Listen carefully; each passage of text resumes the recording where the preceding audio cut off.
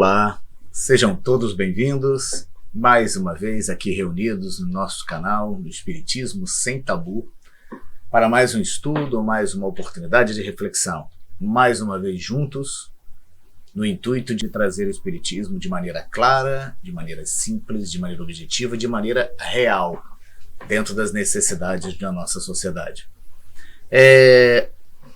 A nossa ordem de estudos hoje não seria esse assunto.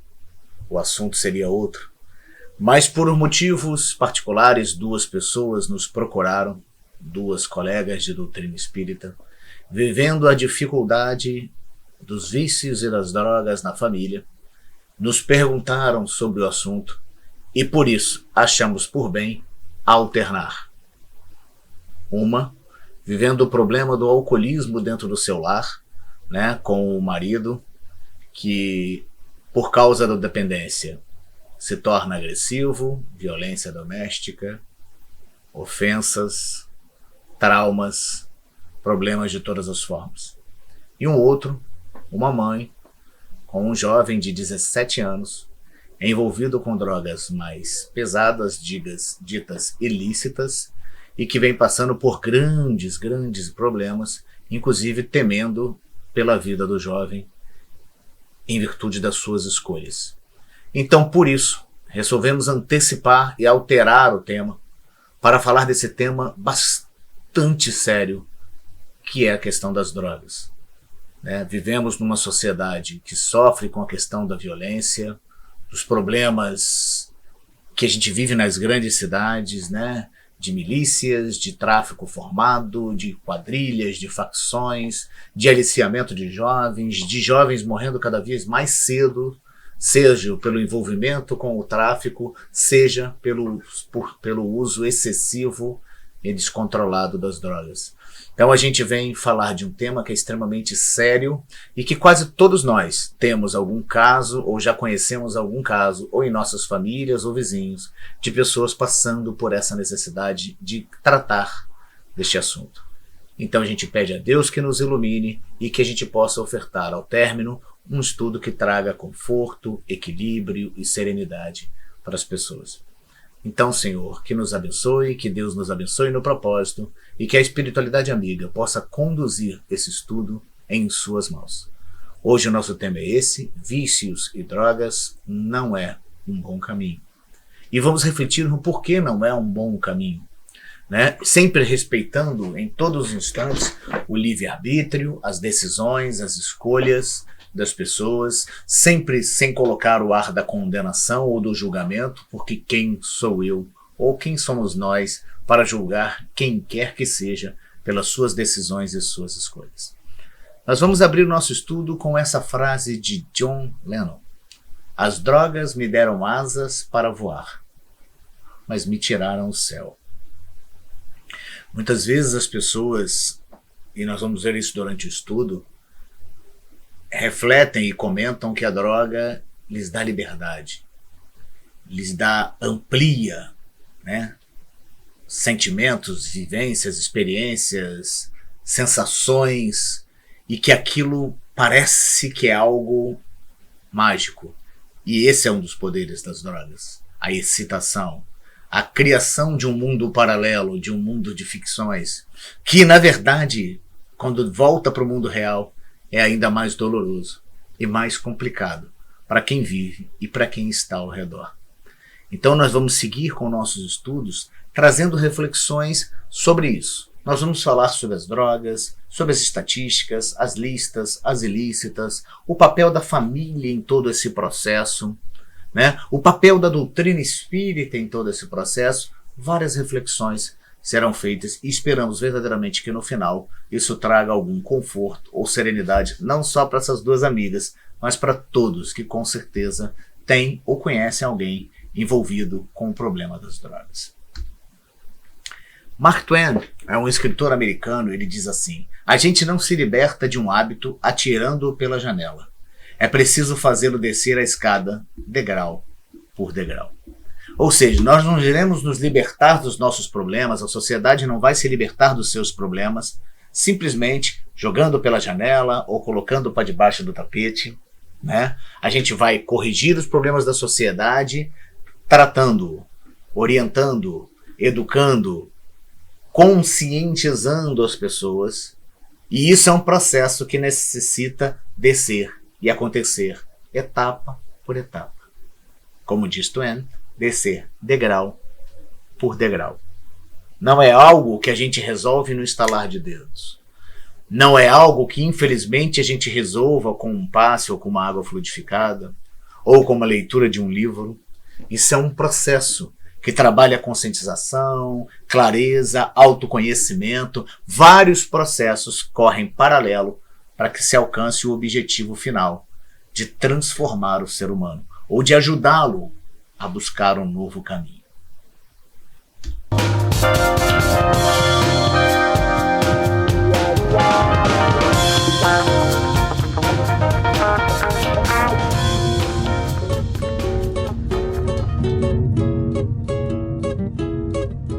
Aê, mano! Chega aí! Chega aí com a rapaziada! Chega aí, meu! Chega aqui! Ei, tá afim de um golinho aí? Toma um golinho! Não! Ei! Oh. Caraca, acabou a pinga. Ei, mano, a pinga acabou. Tem uma grampa só pra gente completar a pinguinha. Ah, sai de seu bêbado. Pô, mano, eu te ofereço um gole e tu me trata assim? Qual é que é a tua? Não, Léo, por favor. Isso é pra tu aprender a respeitar o teu marido. Eu te ofereço um gole e tu me trata assim? Qual é que é a tua? Sai fora, moleque! Só não te quebro agora porque eu vou comprar mais pinga. Sai fora! Vai, segue teu caminho.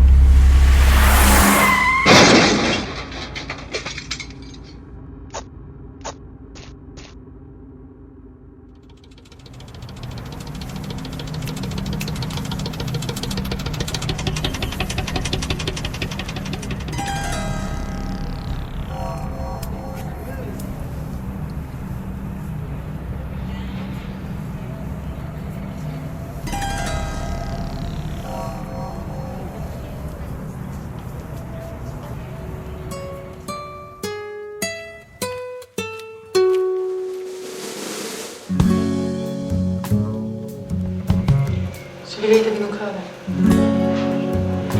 Meu, esse bicho aí nem dá nada.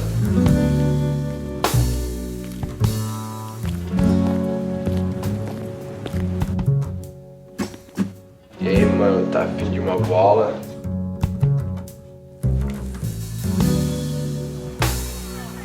Qual é, cara? Não vai pegar?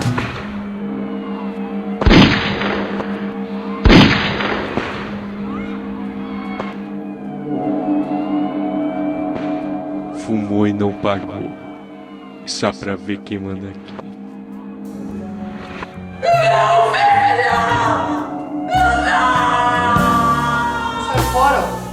Vaza aí.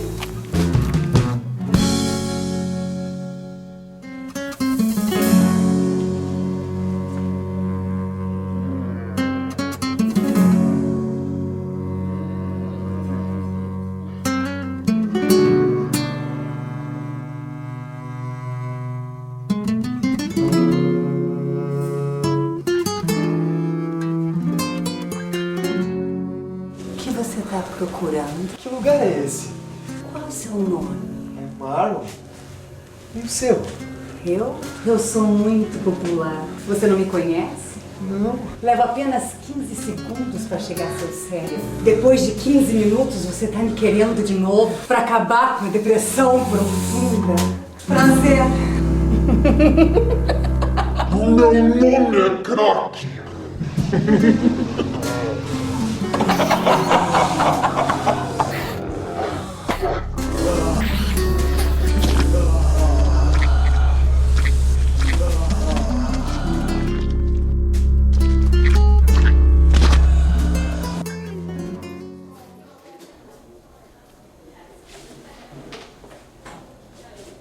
Ei, Marlon, o que você tá fazendo? Eu tava concentrado. Eu percebi. Mas o que você tá fazendo? Desenhando. Deixa eu ver.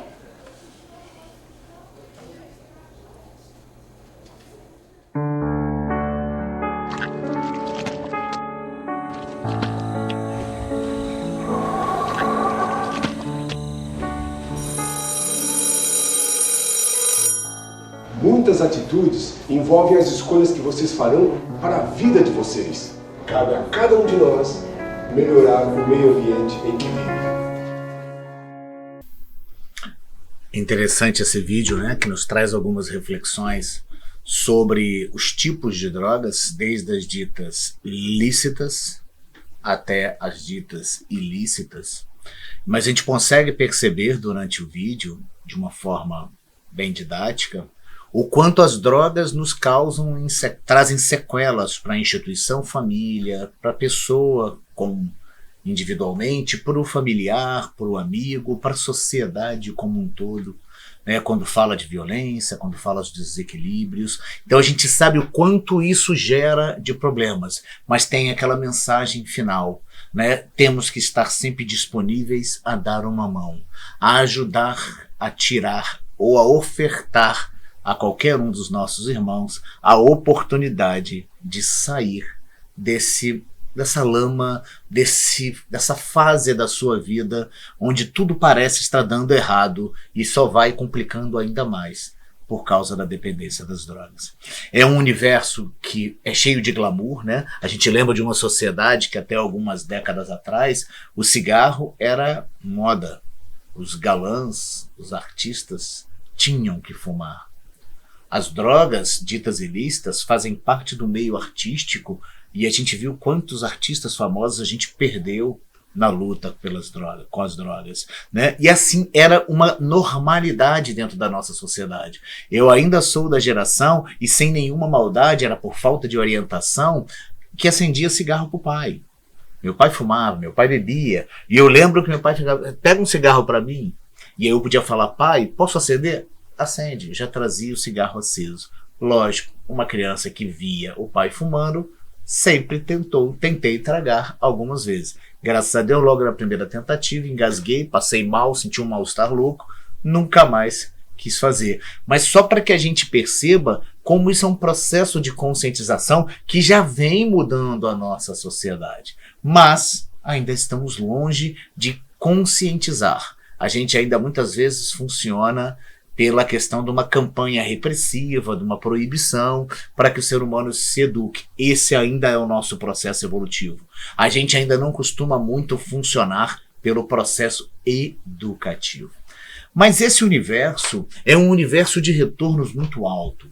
De retorno por produtor da droga, por cara que vende a droga, para os representantes do poder público, inclusive as instituições de segurança pública, onde a gente sabe que a corrupção, né, que toda a máquina funciona no intuito de não evitar, porque dá retorno em alguns das drogas ditas lícitas. O imposto ainda é arrecadado, é muito alto para o governo, e nas ilícitas ainda existe toda essa atmosfera do ilegal e que gera o dinheiro ilegal, que movimenta dinheiro ilegal, onde o poder público é corrompido, onde as instituições de segurança pública são corrompidas, ou seja, quantos sistemas estão envolvidos. Vamos trazer algumas estatísticas das drogas para que a gente possa ter noção do quanto isso é poderoso e quanto é difícil que a gente consiga eliminar isso da nossa sociedade apenas no estalar de dedos.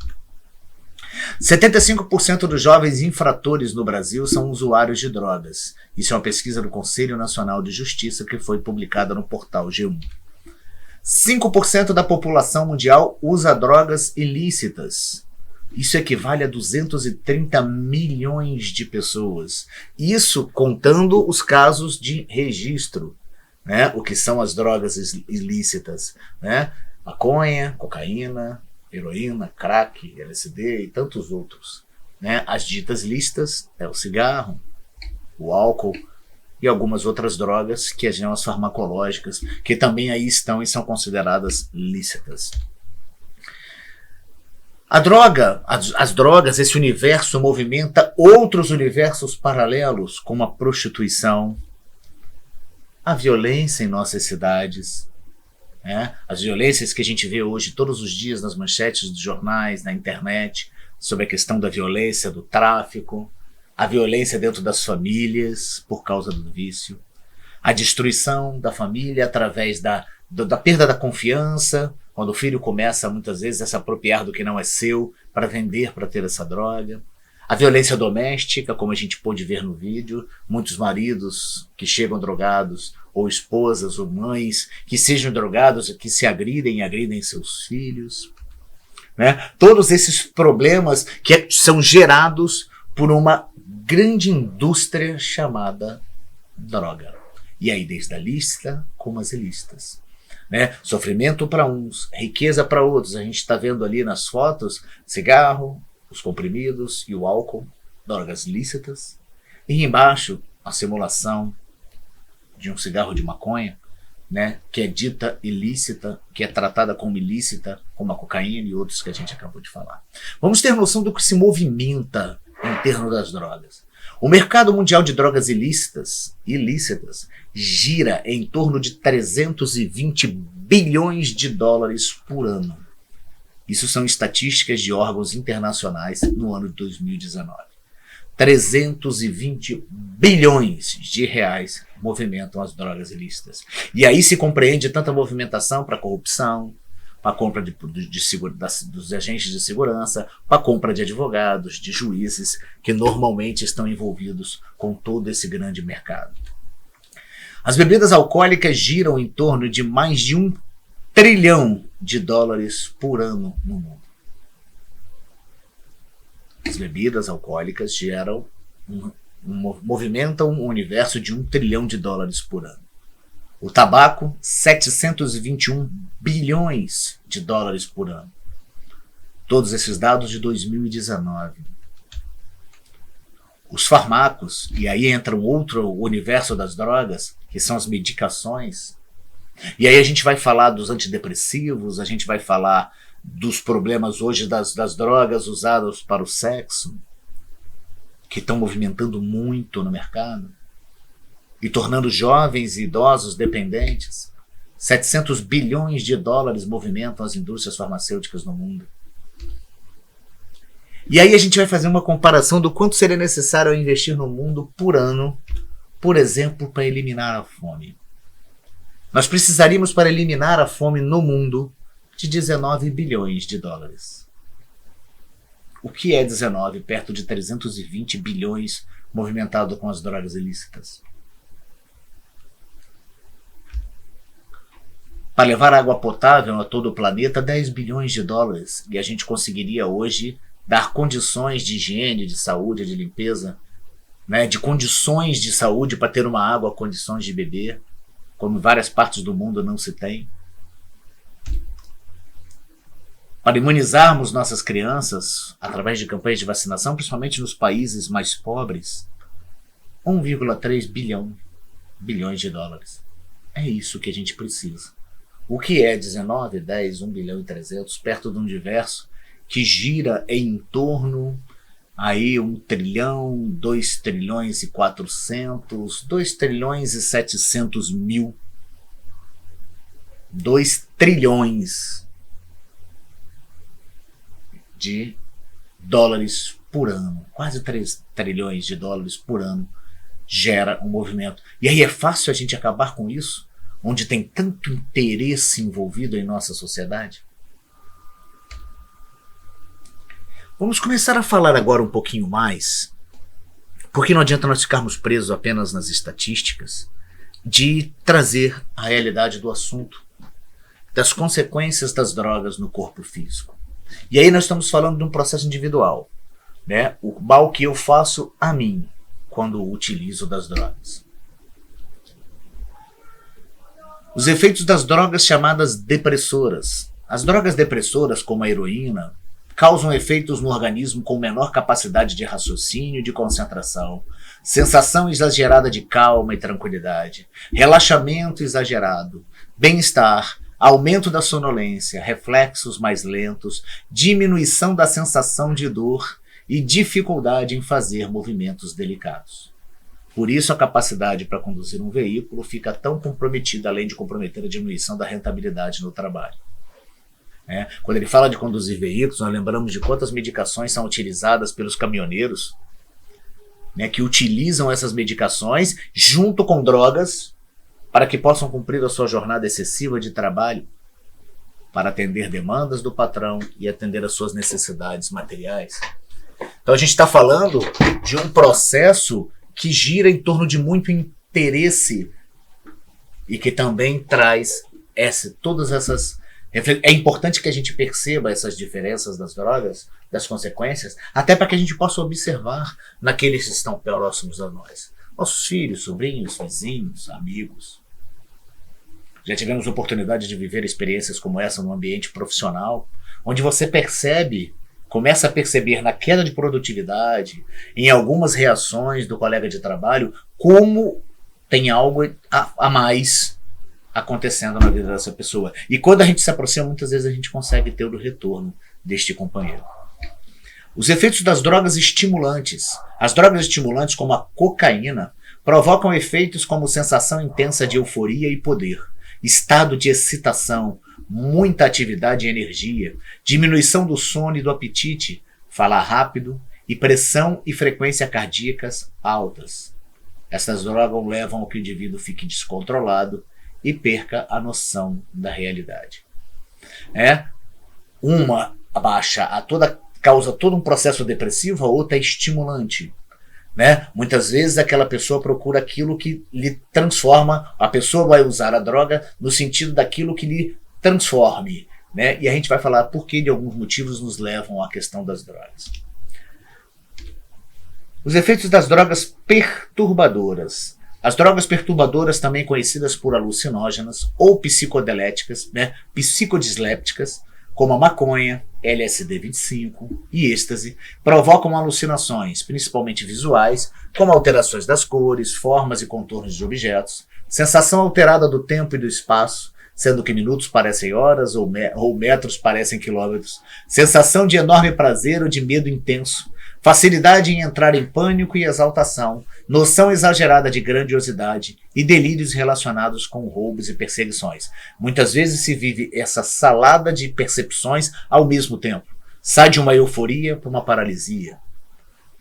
Sai de uma sensação de prazer para um medo intenso em momentos rápidos e depois retorna para a sensação anterior. E isso causa extremos problemas naquela relação corpo humano. Estes efeitos podem ser percebidos em poucos minutos, mas tendem a durar pouco tempo e por isso é comum o uso abusivo das drogas em quantidades cada vez maiores para prolongar o efeito. Como vimos no videozinho, a figura representante do êxtase diz: é 15 segundos para chegar até o cérebro. 15 minutos para perder o efeito, para que você deseje mais em menos tempo possível. Ou seja, você busca mais porque aquela sensação foi prazerosa e eu preciso de mais. E aí a gente vai debater durante todo o nosso estudo o que nos leva, muitas vezes, a esse estado que a gente está vivendo.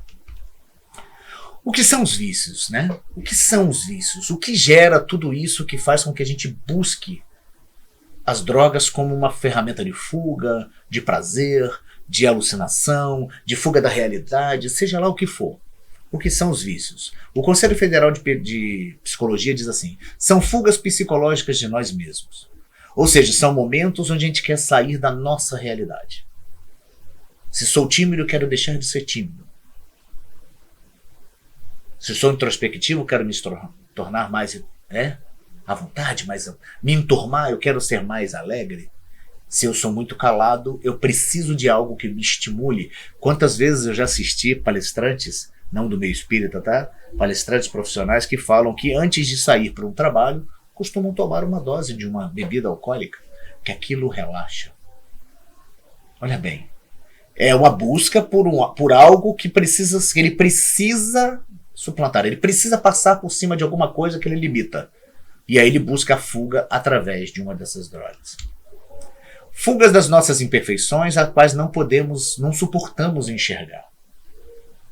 É mais fácil que a gente se drogue, que a gente busque nesses instrumentos, nessas ferramentas que são as drogas, meios de que a gente possa agir e esconder de nós mesmos aquilo que a gente gostaria de não existir.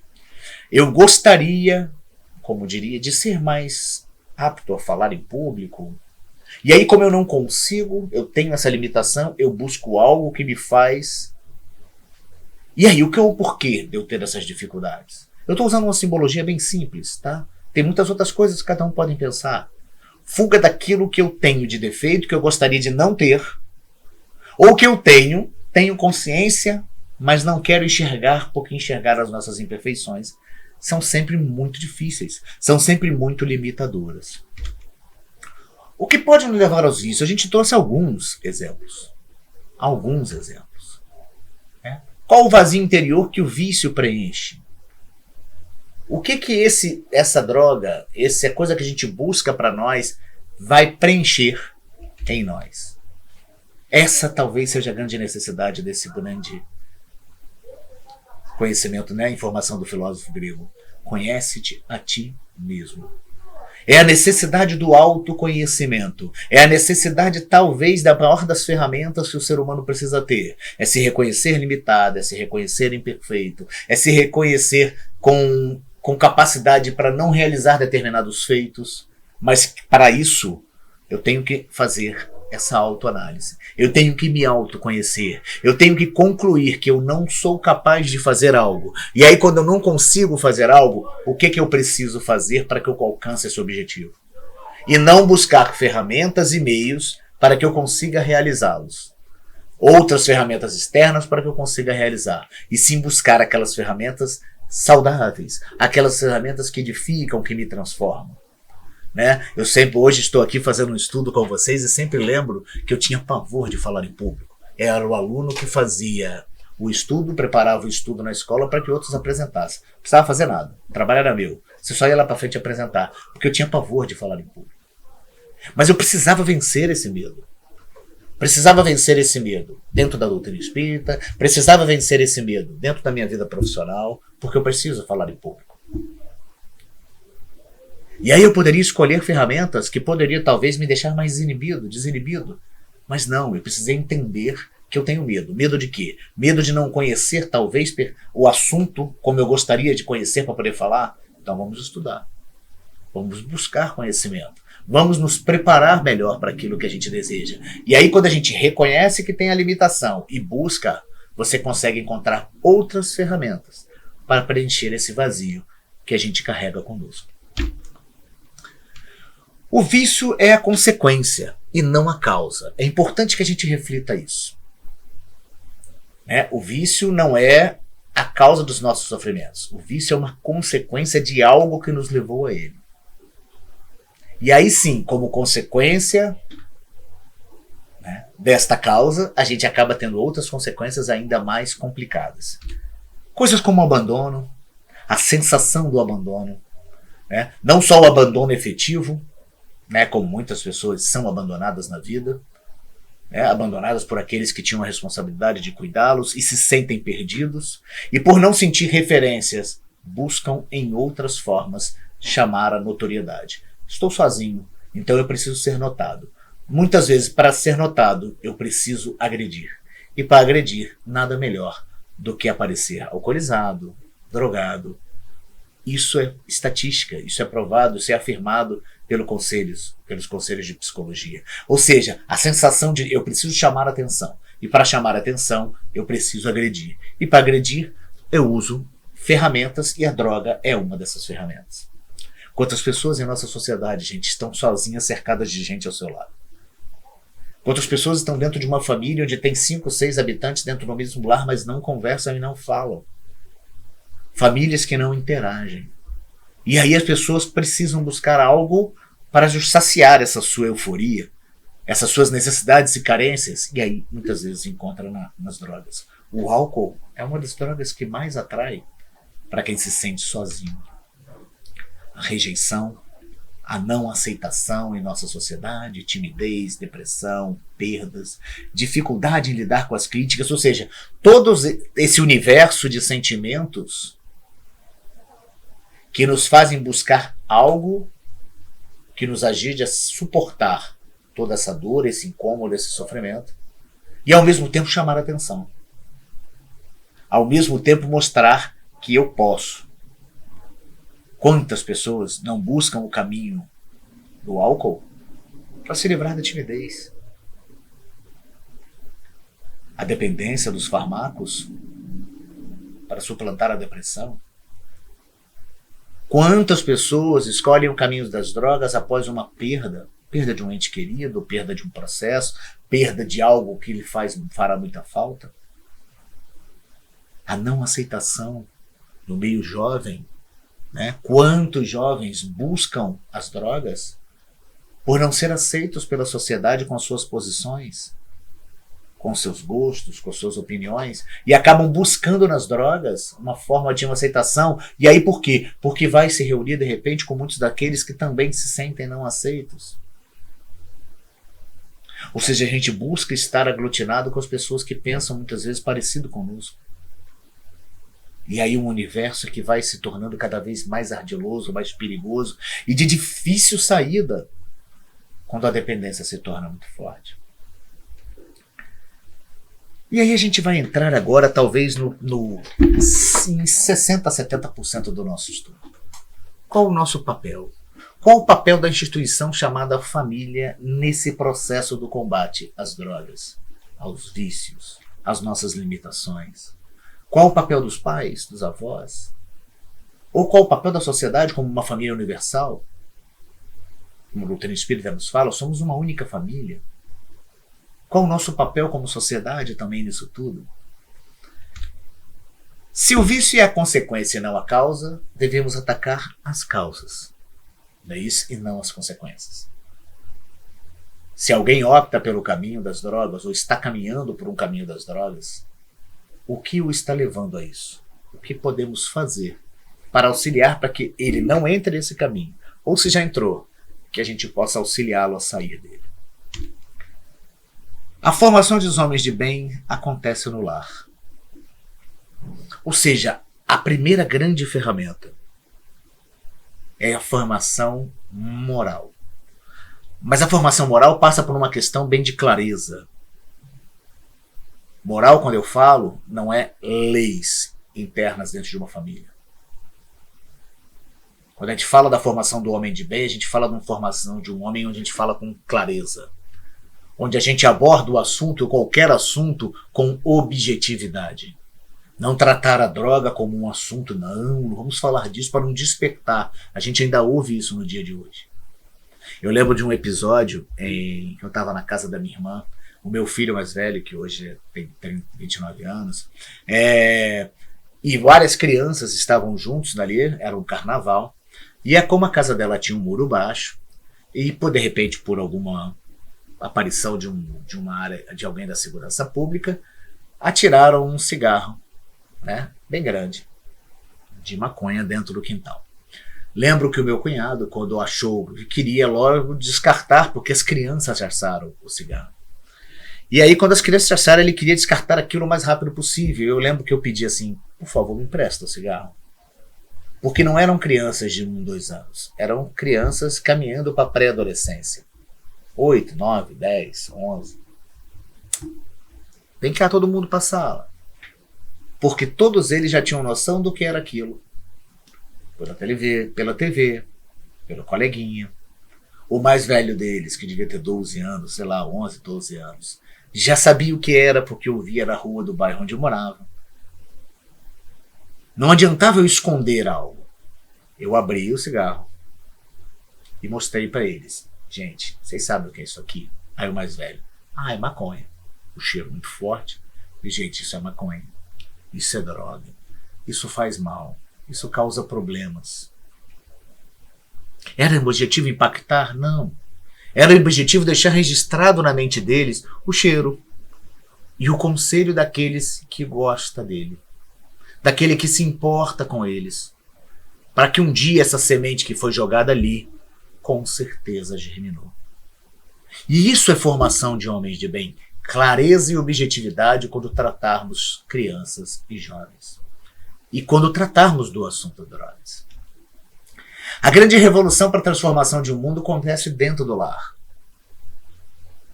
Se não rolar a afinidade e a empatia, a confiança entre os membros de uma família, você vai buscar coisas fora. Você vai buscar quem lhe oriente fora do lar.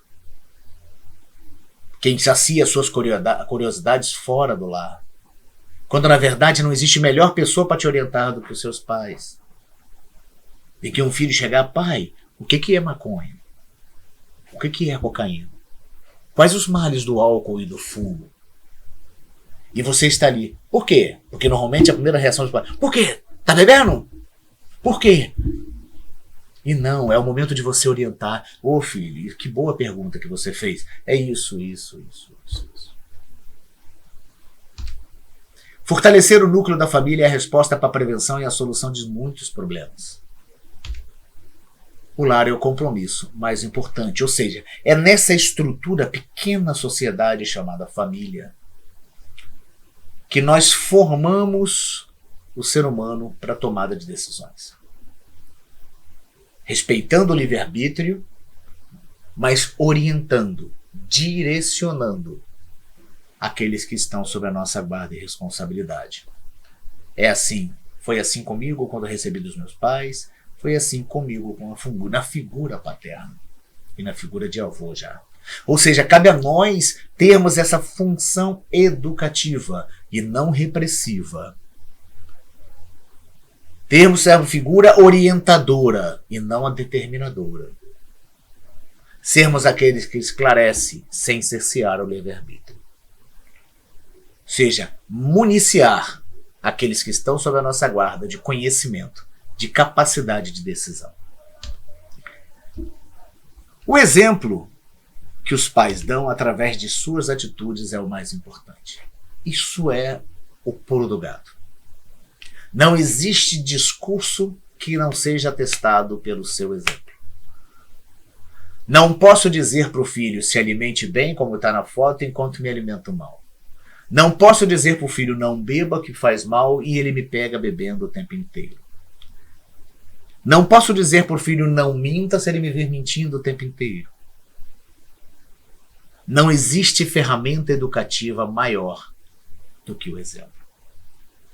Não existe outra forma educacional que não seja pelo exemplo.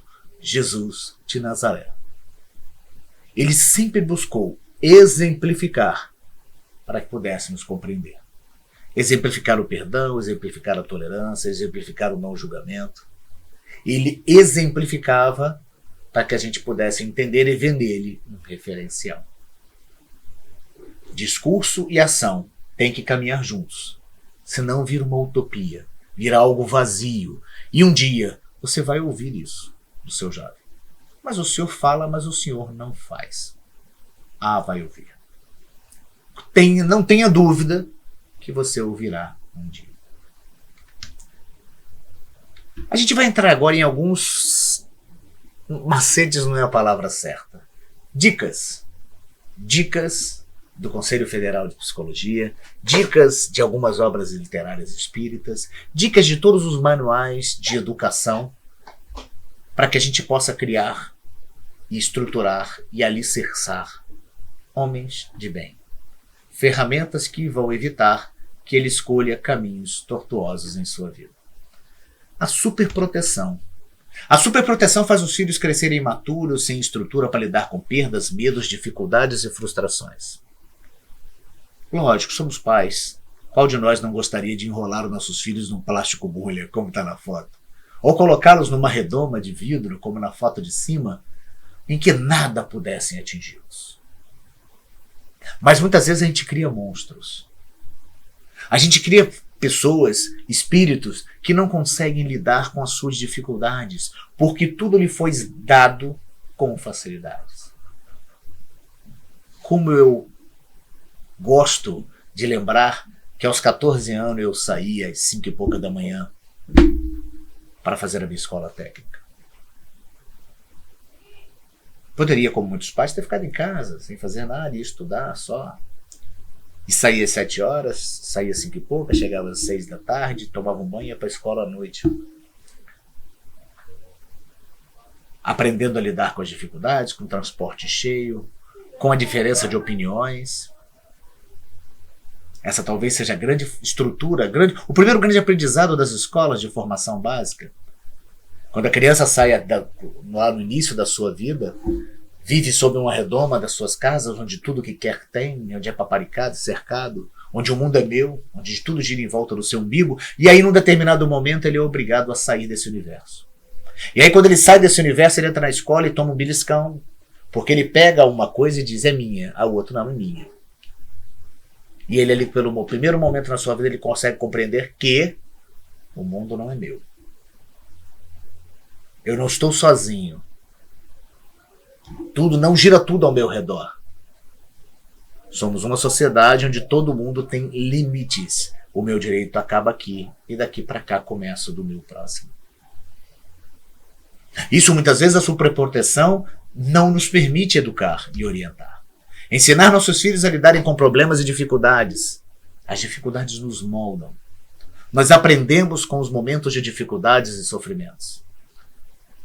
Ah, mas o que isso tem a ver com as drogas? Quando aprendemos a lidar com as nossas dificuldades e sofrimentos, aprendemos a adquirir resistência para não buscar nas drogas os instrumentos de fuga para as nossas dificuldades, para as nossas não conquistas e realizações.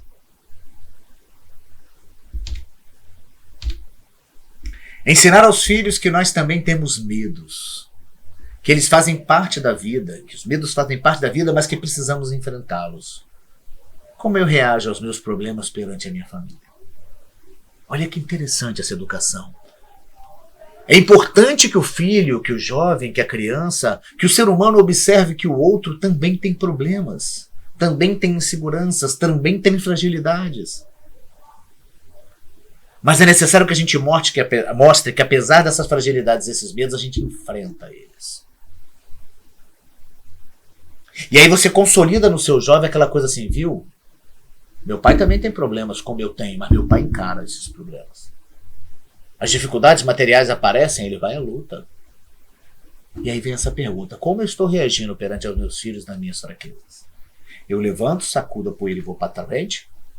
Ou eu paraliso e vou buscar também nas minhas fraquezas o uso do álcool como subterfúgio para aplacar as minhas frustrações? Se a droga é um anestésico para as dores, um refúgio dos problemas, precisamos ensinar nossos filhos que problemas existem e precisam ser enfrentados. Não adianta a gente ensinar para ele, a gente diz para ele, né, que a droga é apenas uma fuga. A gente precisa ensinar a ele que os problemas vão surgir e que não é buscando fugir deles que a gente cresce, e sim enfrentando, aprendendo, vivenciando, sofrendo eles se for necessários. Mas são eles que vão nos transformar em seres mais fortes, mais independentes, mais capazes. Caso contrário, estaremos automaticamente conduzindo-os a buscar soluções de fuga para suas dores. Se eu exemplifico que no momento de dificuldade eu bebo, qual o exemplo que eu estou passando para o meu filho? Quando eu tiver dificuldade eu também vou buscar nas drogas os meus paliativos. A gente precisa passar confiança, força, capacidade de vencer as nossas dificuldades. Disciplina. A gente ouve muito falar no meio espírita da lição de Emmanuel Pacheco, né? Disciplina, disciplina, disciplina. É disciplina. Disciplina em amor. E disciplina com amor é fundamental para nós. Aprendermos a entender que os nossos limites acabam quando começa o do outro. Saber manter o sim ou não. Sabermos dizer sim ou não. E aí serve para a criança, para o adolescente, para o homem velho. Saber a hora de dizer sim, concordo, estamos juntos, vamos fazer. A hora de dizer não, não é o caminho, não vai ser feito. E como é difícil para a nossa sociedade dizer não para um filho, mesmo sabendo que aquele não é necessário. E muitas vezes dizendo não, mas logo depois damos o sim, ou queremos ficar bem na foto, quando era necessário que esse sinal fosse mantido, que esse exemplo ficasse mantido. Disciplina inclui firmeza nas decisões tomadas e diálogo com muito amor. Diálogo com muito amor. Diálogo com muito amor é falar a verdade. É olhar olho no olho. É responder todas as perguntas que lhe forem feitas por seus filhos, ou por seus netos, ou por sobrinhos e por qualquer outro jovem. E não buscar subterfúgios, porque eles são muito mais capazes e inteligentes do que a gente imagina. Mas isso com muito amor e responsabilidade. Né? Amor e responsabilidade. A gente precisa falar com doçura, com firmeza, mas com conteúdo.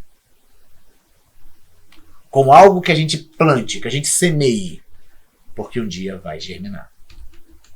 Devemos prestar atenção dos filhos. Não podemos ter medo de enxergar os defeitos e as dificuldades que os nossos filhos têm. Esse é outro grande problema da nossa sociedade, que mais na frente vamos gerar esses jovens, esses homens frágeis, que vão buscar nas drogas suas ferramentas de fuga.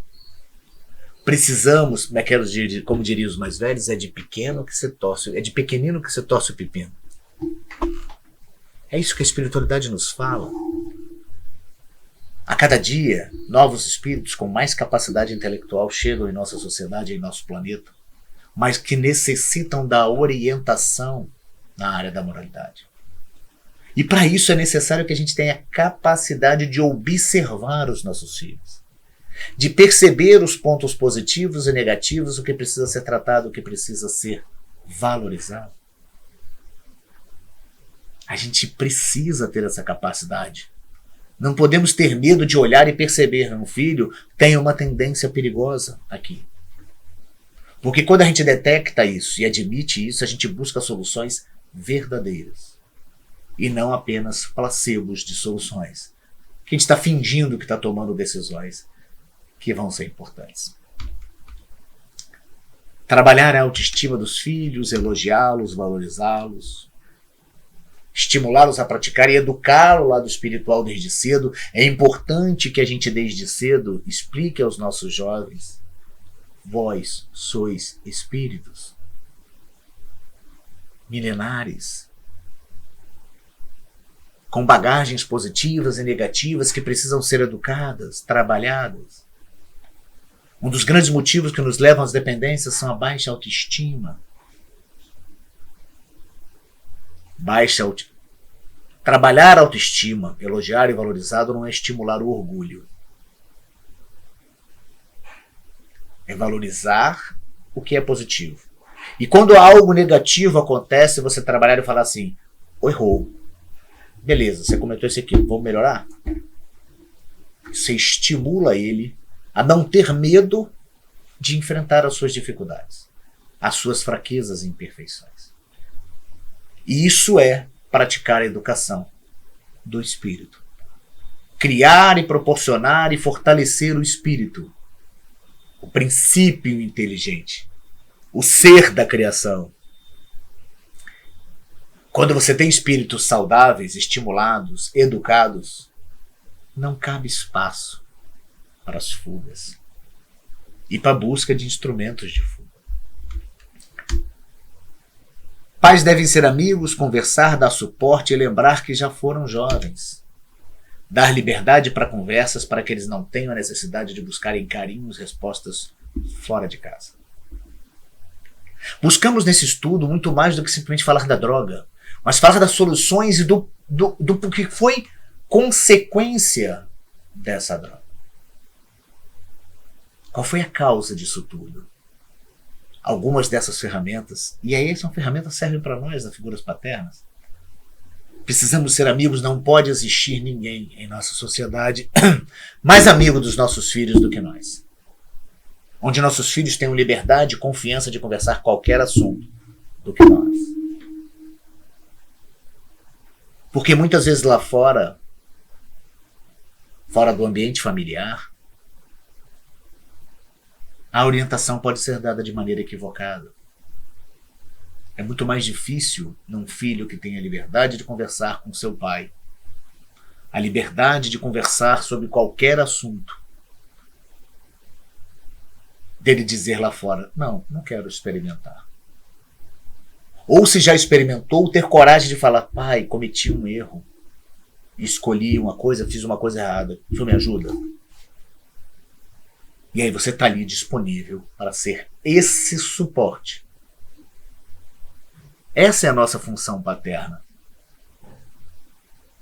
Não estamos aqui apenas para manter o corpo, mas para saciar o espírito. Essa é a nossa função.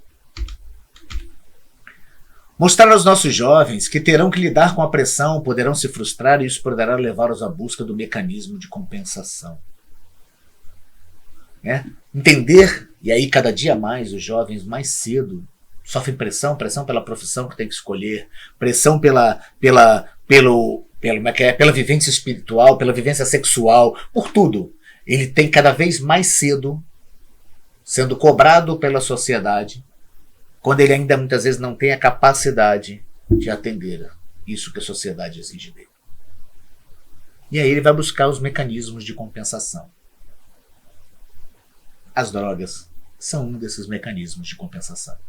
São uma das formas que ele tem de suportar as suas pressões, suas frustrações, porque eles não foram preparados para lidar com isso. E aí tudo isso que nós falamos antes, a elevação da autoestima, a conversa clara, a boa formação, a clareza orientadora, é que nos dá a capacidade de suportar pressões e frustrações.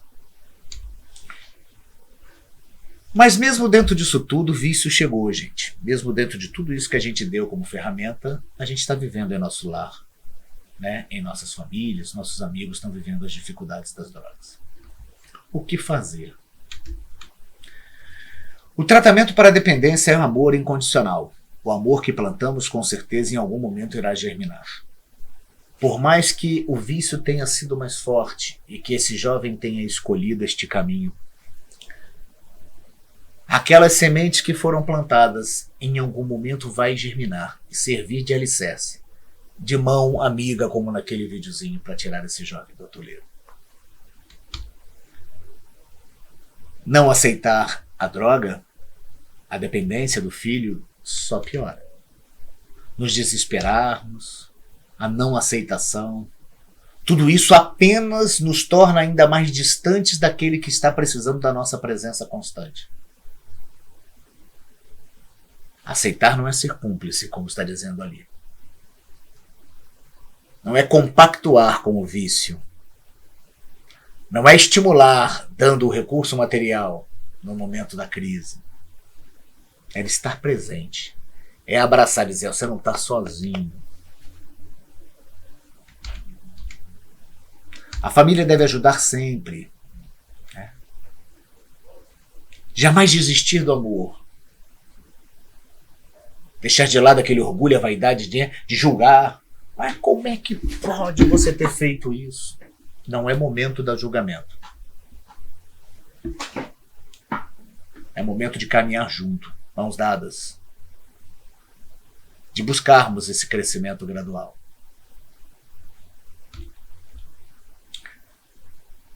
Precisamos aprender que não estamos aqui para salvar o mundo. Muitas vezes a gente não vai conseguir, gente. Muitas vezes a gente não vai conseguir, infelizmente. Que o nosso ente querido tome consciência, adquira a capacidade, consiga vencer, principalmente quando chega num determinado nível de dependência. Mas a gente precisa fazer o máximo para ajudar aquele outro. E aí a nossa capacidade de auxílio é, enquanto aqui estivermos juntos, fazermos o possível para auxiliar. Mãos dadas, uma grande corrente. Porque nesses momentos que esses braços trançados irão suportar aquele que não consegue ficar de pé. E sim, usar as ferramentas da orientação, da reza, da prece. Porque muitas vezes a gente não vai conseguir. Porque existe essa coisa do livre-arbítrio. Eu não tenho poder. Nós não temos essa capacidade de solucionar.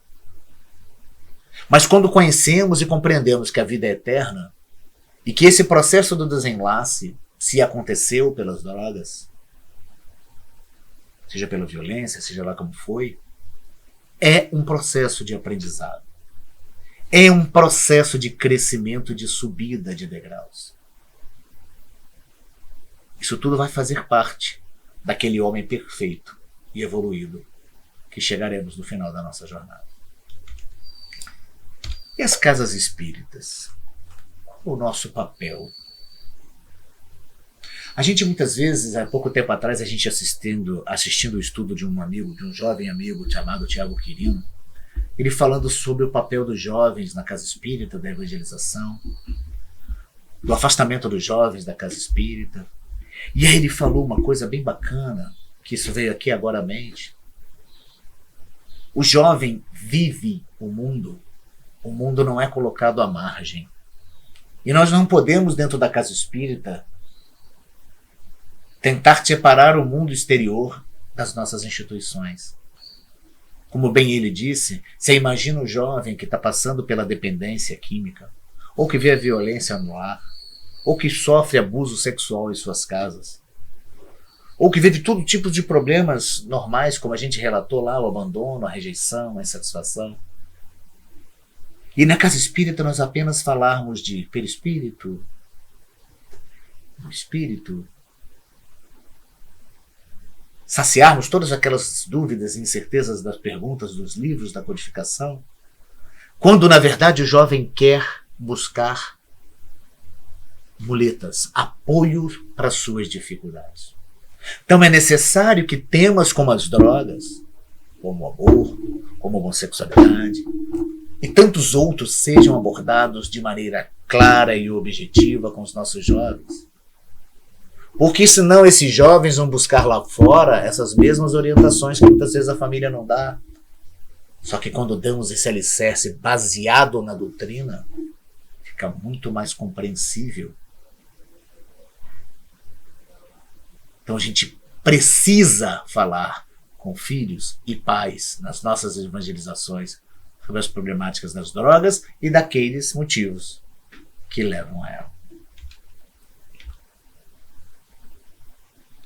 Aquele que está tentando se livrar dos vícios das drogas encontrará nos tratamentos de passe e água alfificada ajuda para harmonizar suas energias.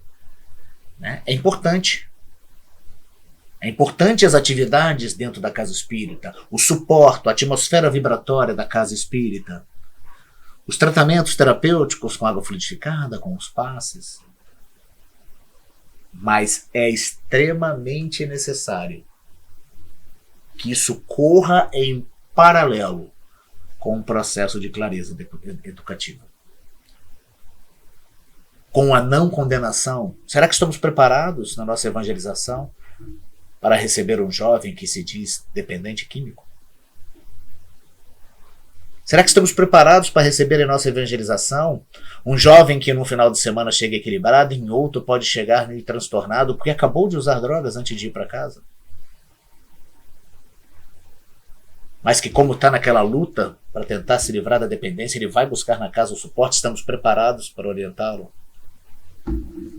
São reflexões que a gente precisa fazer nesse processo de responsabilidade da casa espírita. Como as drogas agem no espírito? Os efeitos provocados pelas drogas são altamente devastadores e, por este motivo, comprometem também a saúde espiritual. Falamos mais tarde das consequências no corpo físico. Na obra Missionários da Luz, escrita por Chico Xavier pelo espírito André Luiz, ele diz assim: o corpo pelo espiritual, que dá forma aos elementos celulares, está fortemente radicado no sangue. O sangue é o elemento básico de equilíbrio do corpo espiritual. E é o sangue a ferramenta mais afetada pela questão das drogas e que gera dependência. Questões de sangue, neurológicas, é um conjunto.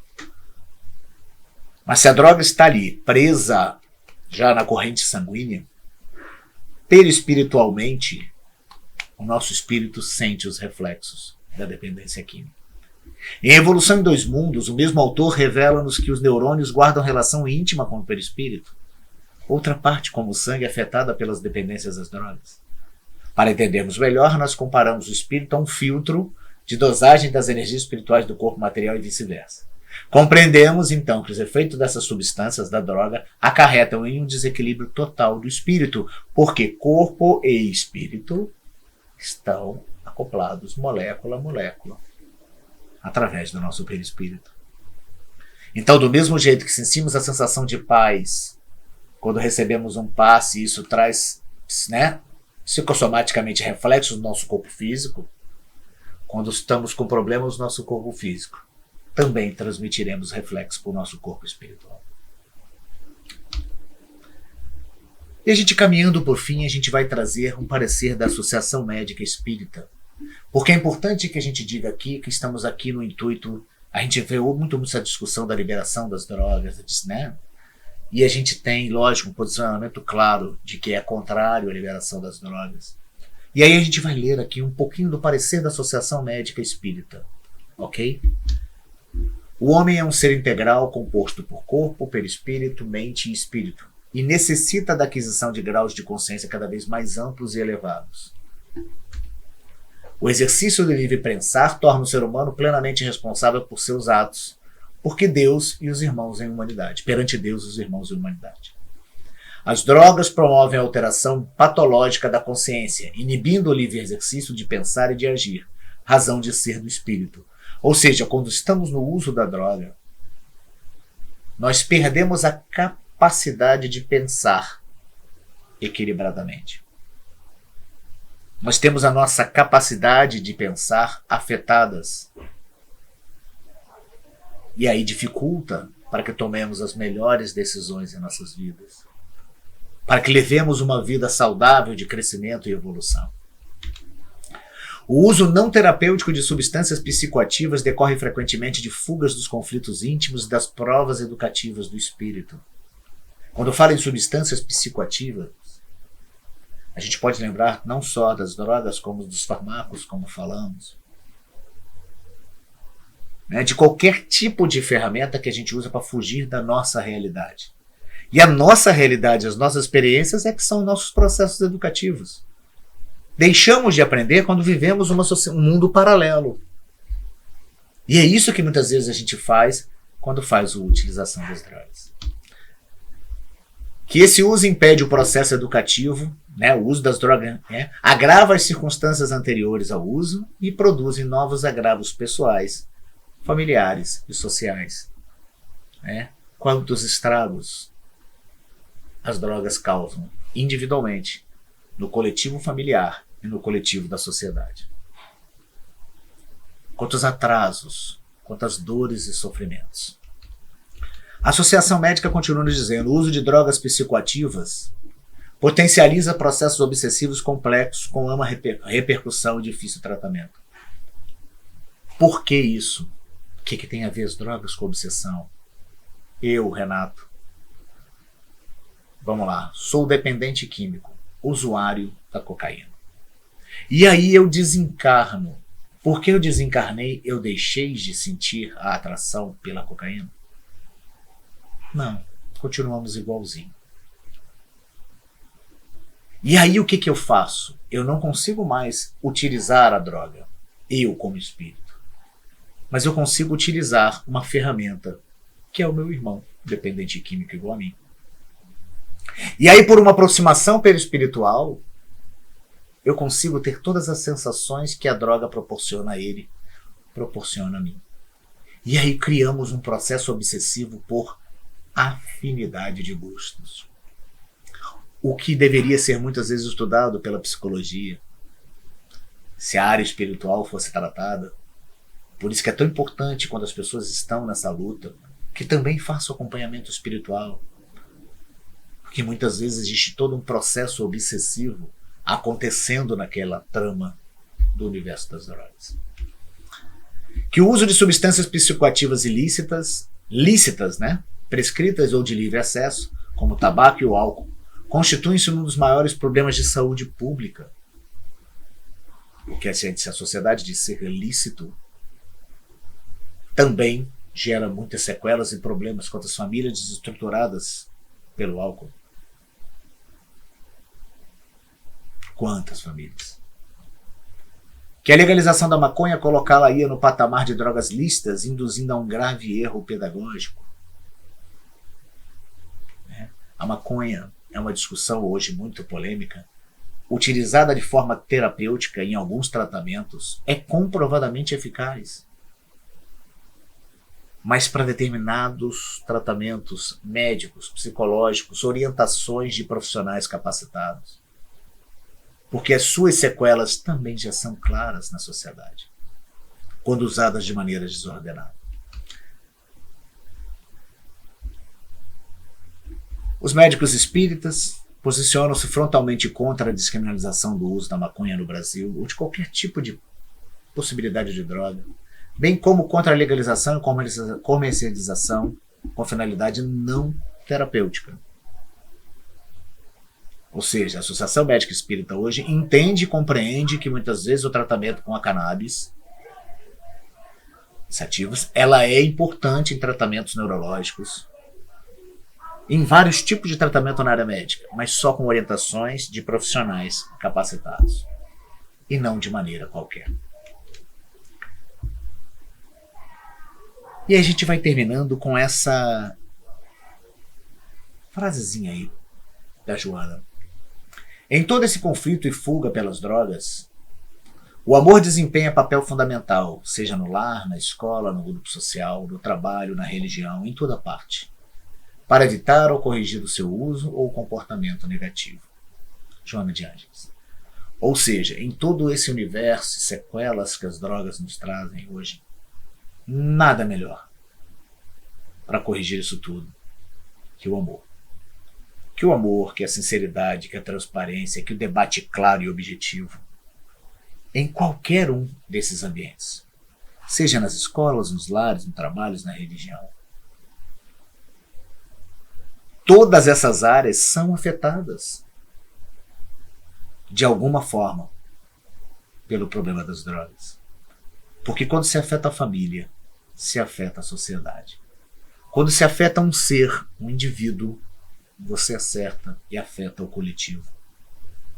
O dia que a sociedade entender que somos um conjunto e que nada será perfeito enquanto um estiver ainda atrasado no seu processo evolutivo e de compreensão, não teremos a sociedade que a gente deseja.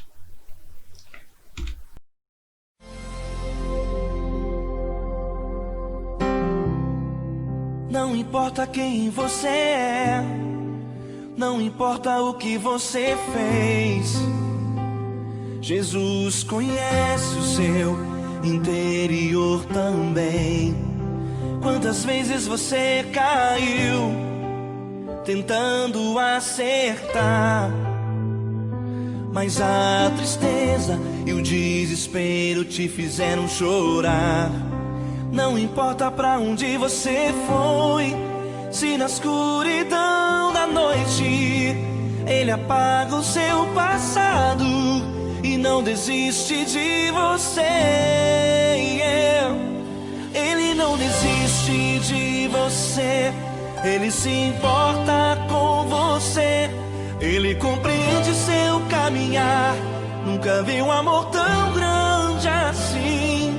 Ele não desiste de você, ele se importa com você, ele compreende o seu caminhar. Nunca vi um amor tão grande assim. Ele não desiste.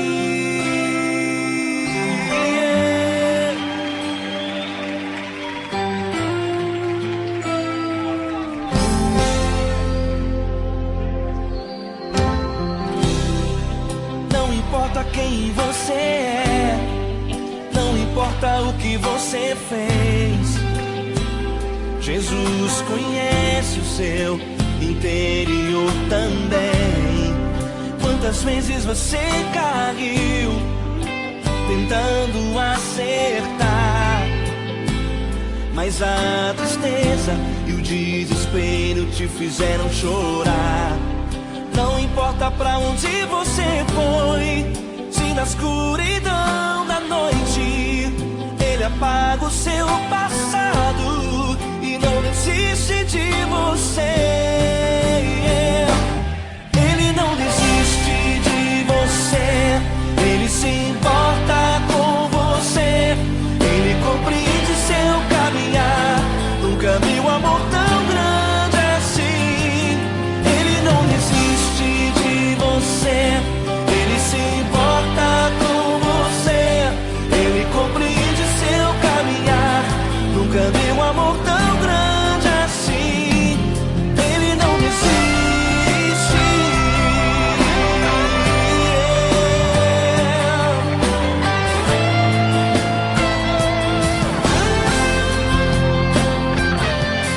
Ele não desiste.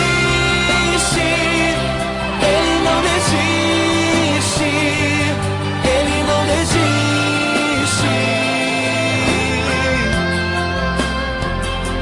Ele não desiste. Ele não desiste. Ele não desiste. Nós sabemos o quanto temos a ideia de quanto é duro quando temos dentro do nosso lar alguém lutando contra as drogas, alguém sofrendo com a dependência química. A gente consegue imaginar o quanto é devastador para uma família ter que lutar com isso. Mas é muito importante, como disse na música, que a gente entenda que Jesus nunca desiste de nós, que o nosso Pai jamais desiste dos seus filhos, e que por mais que os equívocos tenham sido realizados, sempre não nos faltará nunca oportunidades. Não nos faltará nunca oportunidades de recomeço, de retomada. Ou seja, a qualquer instante nós teremos Deus ao nosso lado, nos oportunizando, através da reencarnação, ou através das próprias atuais existências, oportunidades de aprendizado e reflexão. Então é importante que a gente consiga perceber que temos o nosso mestre ao nosso lado. Não é um discurso apenas religioso, é um discurso de fé, de esperança, de ferramenta de retomada para todas as famílias que têm um dependente químico em casa, para vocês, para essas minhas amigas que comentaram comigo dos seus problemas, que consigam ter a certeza de que Deus está ali, à frente desse momento.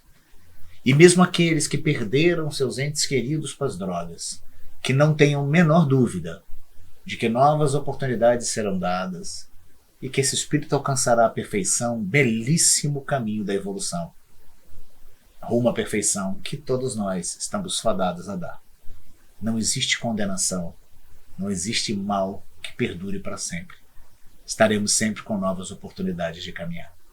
Segue as nossas fontes, o livro Adolescência e Vida, Deficiente Mental, porque foi um, os Divaldo Franco, Nas Fronteiras da Loucura, e essas duas belíssimas obras de André Luiz, Evolução em Dois Mundos, Missionários da Luz.